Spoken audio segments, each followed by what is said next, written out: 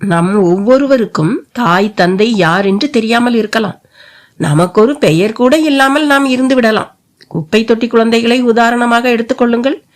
அந்த குழந்தையின் பின்புலம் தெரியாமல் இருக்கலாம். ஆனால் பிறந்த நேரம் என்று ஒன்று நிச்சயமாக இருந்தே தீர வேண்டும் அல்லவா? அந்த நேரம் தெரிந்தால்தான் நட்சத்திரம் தெரிய வரும், நாள் தெரிய வரும், திதி ஹோரை என்று எல்லாமே தெரிய வரும். ஆனால் இது துல்லியமாக எல்லோருக்குமே தெரிவதில்லை. நம் பிறந்த நாள் நேர குறிப்பில் 10 நிமிடம் முதல் அரை மணி நேரம் வரை தவறு இருக்கவும் வாய்ப்பு இருக்கிறது. எந்த ஒரு பரிகாரத்தையும் துல்லியமாக நேரம் தெரிந்துதான் செய்ய வேண்டும்.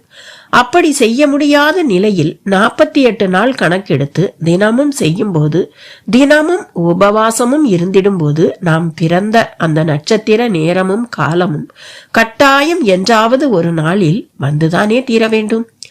இந்த 48 நாட்களை 27 நட்சத்திரங்கள், 12 ராசிகள், 9 கிரகங்களின் கூட்டு என்றும் சொல்லலாம். கூட்டி பாருங்கள், 48 வரும்.